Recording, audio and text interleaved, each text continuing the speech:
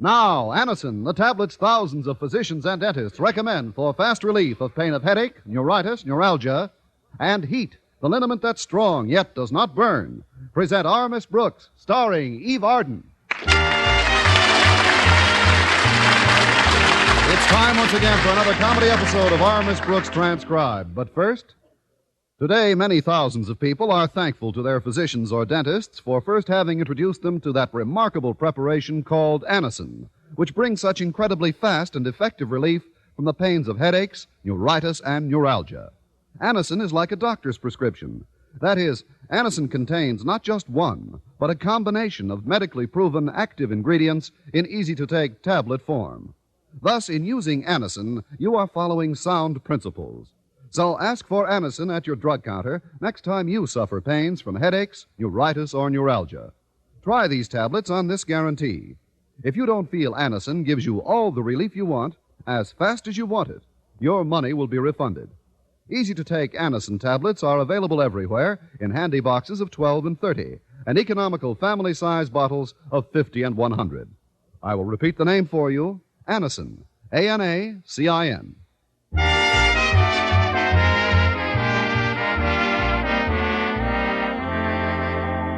Well, our Miss Brooks, who teaches English at Madison High School, has often heard the old expression, money is the root of all evil. And if it's true, I should be wearing a halo. Any day now, I expect my bank to report me to the Bureau of Missing Persons. Last Thursday, I happened to mention my financial predicament to my landlady at breakfast. I don't know what to do, Mrs. Davis. I simply can't save any money. Oh, it's just as well, dear. Money is the root of all evil. I know. Which reminds me, Connie, you owe me 48 and a half eagles. I mean dollars. Your rent is past due. Let's not live in the past, Mrs. Davis. I'd be happy to pay you if I had the money. You know that. Well, of course I do. Let's forget all about money and discuss something pleasant. Summer's just ahead, Connie. Where are you going to spend your vacation? Well, I thought I'd pack all my clothes and go to the Riviera. The Riviera? That's a pawn shop on the other side of town. Sam Riviera runs it. Well, if I were in your spot, I'd try to get a job with the Deacon. The Deacon? Deacon Jones. His square dance troupe is playing town hall this week. My goodness, you should hear that old Deacon swing out on his crazy mixed-up fiddle. Oh, yes, now I recall the name. Isn't he the fellow who bills himself the Hillbilly Heifetz? That's the chap. I don't know about you, Connie, but I dig that kind of music. Well, when you're through digging, bury it for me, will you? Believe me, that man makes nothing but money. I thought of you when I read the big ad he ran in yesterday's paper. What did it say? Well, he's planning a long tour this summer, and since some of his troupe have children traveling with him, he'd like to hire some school teachers to go along. To tutor the hillbilly kids? Exactly. According to the ad, the teachers would also have to entertain a bit and sort of meet the children on their own ground. Wherever that is. You know what I think, Mrs. Davis? I think the Deacon has snapped his mental G-string. All the absurd ideas. The salary offered is $500 a month. $500?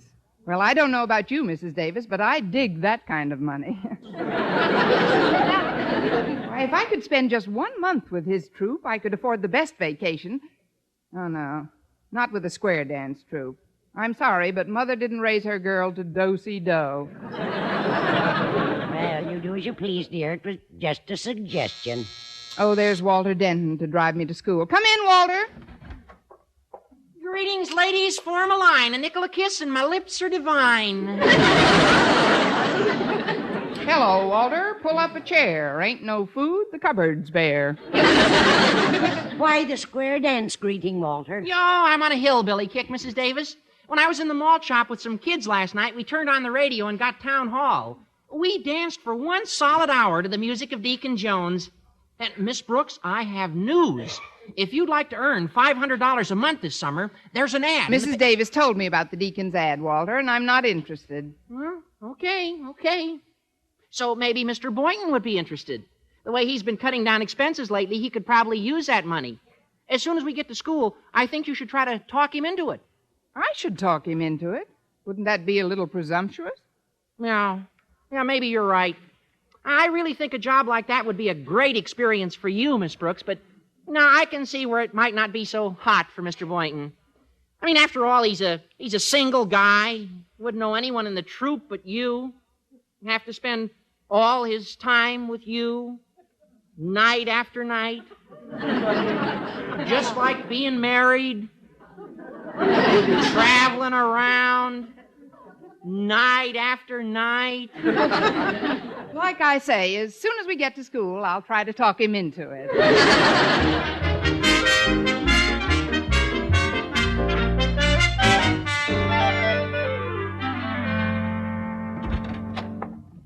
Good morning, Mr. Boynton. I'd like to talk to you for a moment before class begins. Oh, certainly, Miss Brooks. Come on in.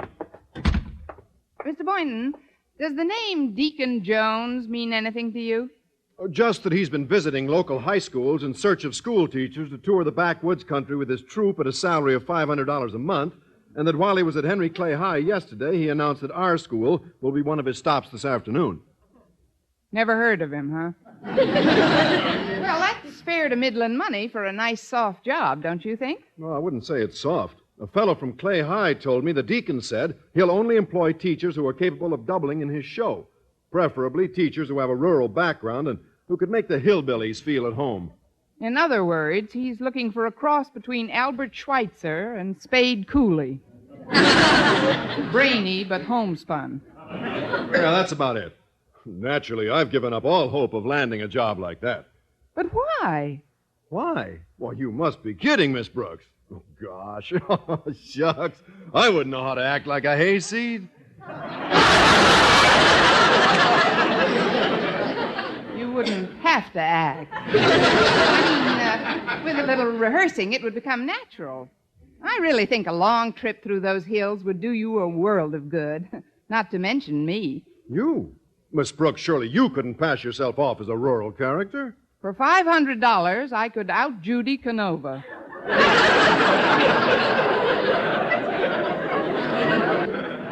Yeah, that's a lot of money, all right. I'll tell you what, Miss Brooks. I've got a book of very witty minstrel jokes down in my locker. Now, let's meet here in my lab during lunch hour, and we'll rehearse some of those jokes. I'll be here with bells and a gas mask. Oh, good morning, Mr. Conklin. Good morning, sir. At ease, but remain alert. Miss Brooks, Mr. Boynton, as you know, the Board of Education recently distributed general exam papers for the purpose of conducting a comparative survey to determine faculty efficiency in the schools in this area. Yes, sir. A total of 7 high schools participated in the test, and Mr. Stone, the head of the board, just called to tell me the results. Oh? Where did our school come in, sir? Dead last, ma'am. My heart goes out to our students in this hour of shame, Miss Brooks. The blame for their abysmal showing in the test must, of course, be laid at the doorstep of our teachers. But, Mr. Conklin... Good students are made, not born. The failure of our students actually reflects the shocking inability of you teachers to cram some knowledge into their into their willing minds. Henceforth, I'll permit no faculty fraternizing during school hours, and I shall now tack a notice on the bulletin board to that effect. That will be all. Goodbye, Mr. Conklin. Bye, sir. Gosh, if we're forbidden to fraternize, we won't be able to rehearse before Deacon Jones comes over this afternoon. Not here in the lab, at least. I know, Mr. Boynton. We'll go underground. Underground? We'll meet in the supply room downstairs. Mr. Conklin hasn't been there in weeks. Well, it's risky, but we'll just have to chance it. After all, our entire summer is at stake. $500. And a whole month in each other's company, Mr. Boynton. You and me, traveling from city to city, just the two of us. Just think of those nights. What the heck with the nights? Think of those days, sightseeing. Searching for curious fossils in strange places. I think I've found mine.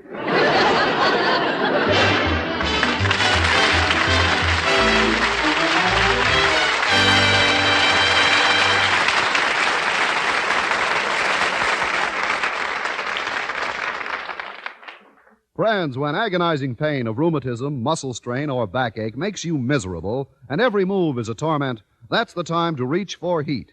H-E-E-T. Heat, the liniment that's strong, yet does not burn. The moment you apply it, you can feel Heat's soothing warmth working to relieve your painful miseries. That's because Heat penetrates deep, brings immediate relief to sore, aching muscles. Wherever you ache, just brush on Heat. Heat penetrates deep, keeps working for hours to bring wonderful, soothing comfort to the painful, aching area. Your pain seems to disappear. Heat isn't oily, sticky, or messy. You just brush on Heat with a handy applicator that comes with each bottle, and it dries in seconds. So remember, when pain of rheumatism, muscle strain, or backache makes you miserable, Heat's penetrating warmth gives you fast, long-lasting relief. Get Heat, H-E-E-T. Heat, the liniment that penetrates deep to bring immediate relief.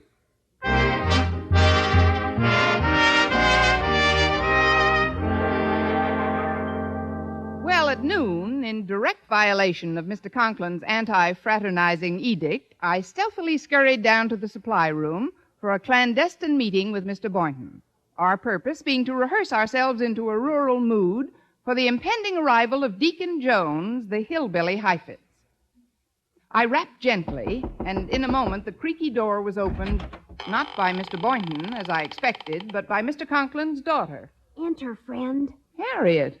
It's all right, Miss Brooks. I know all about your crazy mixed-up scheme. Who squealed?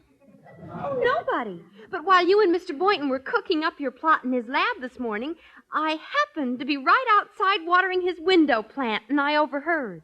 You and your crazy mixed-up long ear. Did you tell anyone what you overheard? Oh, not a living soul. Just Walter Denton. He wants to try to land a job with the Deacon's troop, too, Miss Brooks. He's sure his father will give him permission to leave home for a month. Permission? His father would probably swap him for an undernourished tapeworm. Look, Harriet, if you say a word about all this to your dad, you'll spoil everything. He'd be furious. Oh, he'd be jealous, too. About that $500 a month job, I mean. Last week, Mother cut Daddy's allowance, Miss Brooks, and she said he won't be able to go anywhere on his vacation unless he earns some extra money to pay for it. Golly, it looks as if poor Daddy will be stuck in town all summer. Hold it, Harriet. Who goes there? A member of the underground. Who? Walter Denton, the vagabond lover. Come on in, Rudy. Look, Miss Brooks, I brought 3 tambourines for you, me, and Mr. Boynton, partner. Oh, hi, Harriet. Oh, isn't it exciting, Walter? I just can't wait to see Deacon Jones in person. With a name like the Deacon, I'll bet he looks real dignified. Hold it. Who goes there? It's Mr. Boynton. Hey, what's in the box, Mr. Boynton? Some minstrel show and square dance material, Walter. I'll have it opened in a second. I was hoping it was food. I haven't had lunch yet. Oh, I'll be glad to get some sandwiches for us, Miss Brooks. Oh, that's very nice of you, Harriet. Don't mention it. I'll be back in a little while. Look at this, Miss Brooks. A big book of minstrel jokes and a beautiful banjo. Just listen to this tone. Gee, Dad, it's a Wurlitzer. When I pick My Dog Has Fleas on the banjo like that, Miss Brooks, we spring our first humorous anecdote. You can read it right from the book. Here you are. Thanks. What's that you played on the banjo, Mr. Interlocutor? My dog has fleas. Funny kind of a dog. My dog has pups. Oh, no.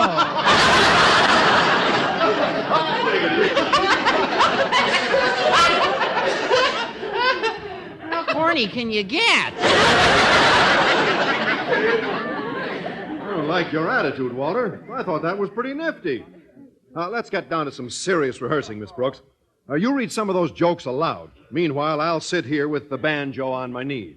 Why not put me on your knee and let the banjo tell those jokes? I memorized the best ones, I think, so I'll coach you. Now, listen. First I say... I just know this one will break me up. First I say, you don't have to tell me off anymore. I consider myself told. Uh-huh. Then you say, if you're told, why don't you put on your itty-bitty overcoat?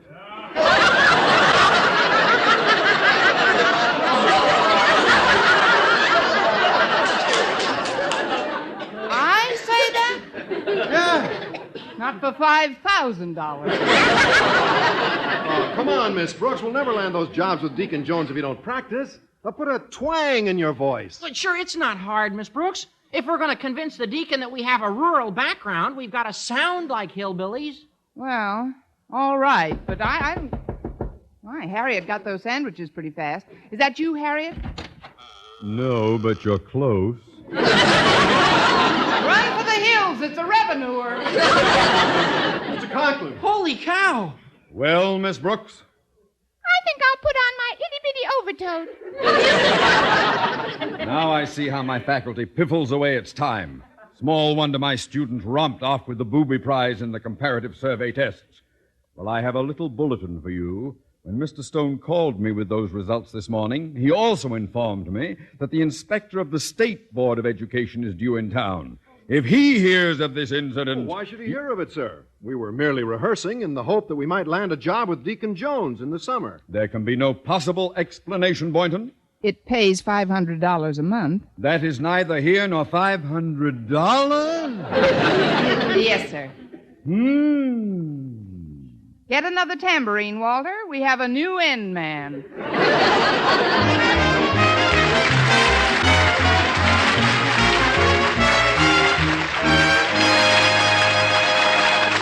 Our Miss Brooks will return in a moment. If you're planning an early space hop to the moon or elsewhere in the outer universe, plan to travel light. Anywhere else you go this summer, go with radio. There's almost no place on Earth you can walk, ride, fly, or sail where radio can't travel along with you. For the corner shelf of a summer cottage, there's a lightweight model that's perfect in every detail. For those hikes on the hills, those afternoons on the beach, those excursions to the backyard hammock, there's a portable that'll add plenty of entertainment to the occasion. If you're chugging along the highway in the family omnibus, there's a car radio to keep you company on the open stretches or in the bottlenecks. When you're on the move or away from home, there's a radio for every purpose. And keep in mind, when it comes to programs, America listens most to CBS Radio, the Star's Address. That's because CBS Radio has the most of the best in popular stars, in popular entertainment, in authoritative news broadcasts, in everything America likes to hear. So when you go, go with radio. Go with CBS Radio, where America listens most.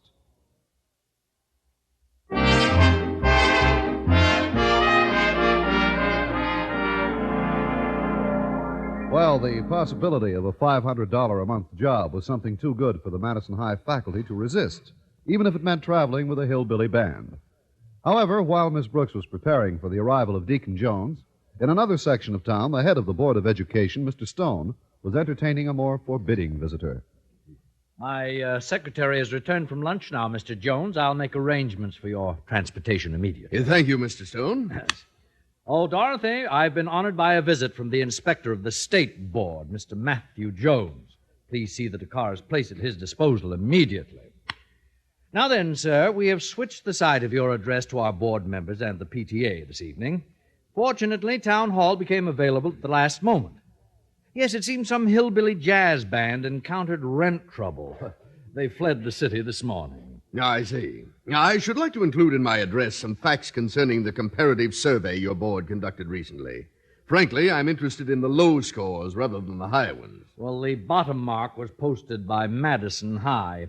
I have Madison's test figures right here on my desk if you'd care to examine them, sir. Thanks, I would. Disgraceful. Absolutely shocking. Just look at these individual scores. Walter Denton, 14%. Well, that boy must be a blithering idiot. Either that or he has idiots teaching him. Who's principal at Madison High? Mr. Conklin, Osgood Conklin. Rather a pompous man, but I believe he has some of the most brilliant teachers in the city, Mr. Jones. That I'd like to see for myself.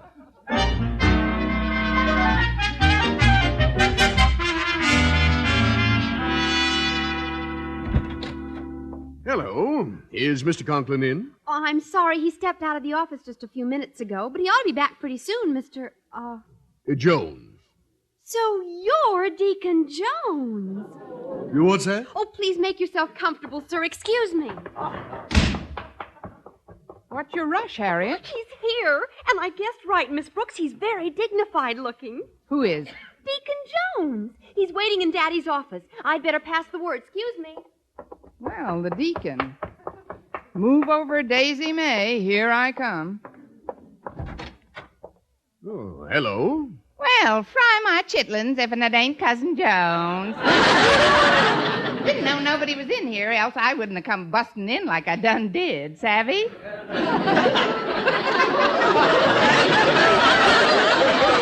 Who are you? I teaches English in this here institution. You're an English teacher? Ain't nothing else but. My name's Miss Brooks. Care for a chaw of hog's liver? Thank you, no.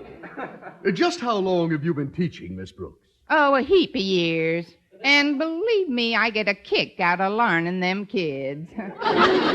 Only thing is, I kind of miss the folks back home, the folks in the hills. I'm sure a hankering to be back with my people. You may get your hanker sooner than you think. Honest and true, you mean it? I sure do, honey child. Oh, hi there, Mr. Barton. I dropped my Mickey Mouse penknife. I can't find the darn thing nowhere.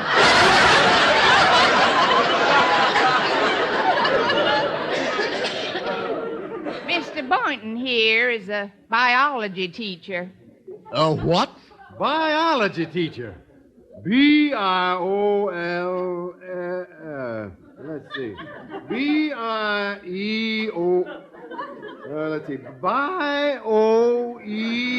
Count your toes. 1, 2, 3, 4, 5, 6, 7, 8, 9, 10, 11. Amazing. Hey, Mr. Boynton, do you always walk around school in your bare feet? Oh, shucks, no. He's only in his bare feet because he's trying to find his penknife. Can't pick up nothing with his fingers. Bites his nails, you know. Bites his nail? Can't scratch worth a lick, but it's great for petting possums. Oh, hi there, Walter. This here's one of our pupils. Oh,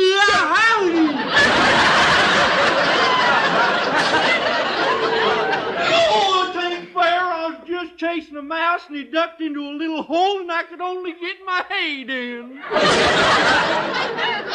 This here is Walter Denton. Naturally. You just call me Walter. W-A-L-L-L. Oh, let's see. W-O-L-E. Let's see now. W-A-W-L. Why'd you just call me Zeke? Z-E-Y? Count your toes, Zeke. 1, 2, 3, 4, 5, 6, 7, 8, 9. Better borrow one from Mr. Boynton. He's got 11. Yeah, I feel a bit weak. Do you mind if I sit down? Well, dog my catch if we ain't got company. You'll have to excuse my dirty shirt. It's my wife's turn to wear the clean one. Who are you? This year's our principal. Principal? This is Mr. Conklin? You just call me big, fat, lovable Hezekiah. I don't know who you are, mister, but we're just plain down-to-earth folks here. Hill folk. Yes, indeed.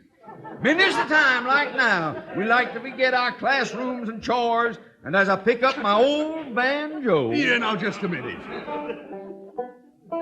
And as I pick up my old banjo... Yeah, put that thing down. We'll think of the folks back home and drift into songland. Come and see it by my side if and you love me. If you love me. I'm patient to bid me adieu. Not adieu. Just remember the river valley. Songs that I sang to you. Do-si-do and form a star, I could dance with a grizzly bar. This is incredible. fancy yacht by my side if you love me. Do not hasten to bid me. I learned how to kiss like a glutton, playing trumpet for Ina Ray Hutton. Just remember the Red River Valley and the old songs that I sang to. Every time I dance with Louise, I get a run in my BVD.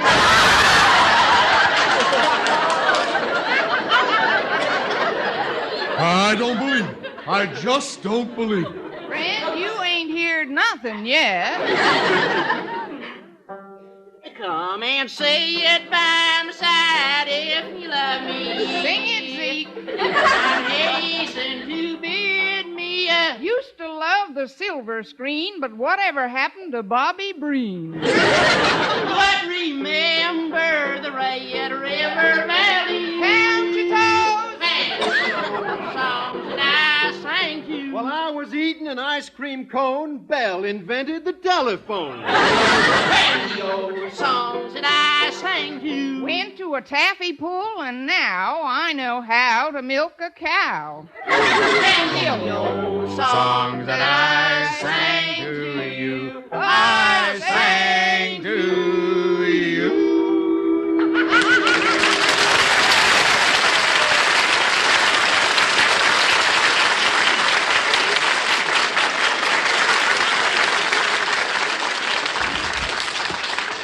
What is going on here? Mr. Stone! Yipe! Hand me my shoes. Mr. Stone, I understand that these fugitives from Tobacco Road are members of Madison's... Oh, please, run along, Deacon Jones. Deacon? What are you talking about, Miss Brooks? This happens to be Matthew Jones, inspector for the State Board of Education.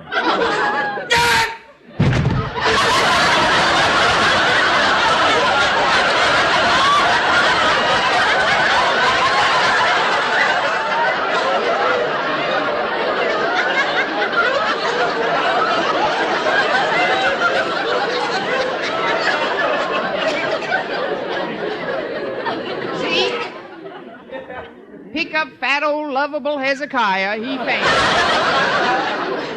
Sir, you're Matthew Jones? The inspector for the state board. That's right. Now speak up. What do you have to say for yourselves? Just remember River Valley and the old songs that I sang to. What good will it do to speak? We are plainly up the creek. Songs that I sang to you, I sang to you.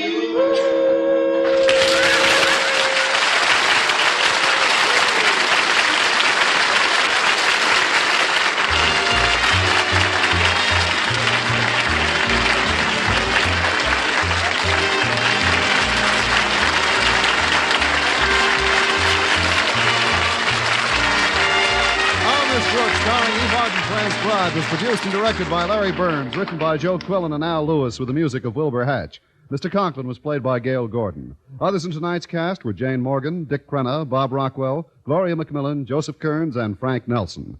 Be sure to be with us next week for another comedy episode of Our Miss Brooks.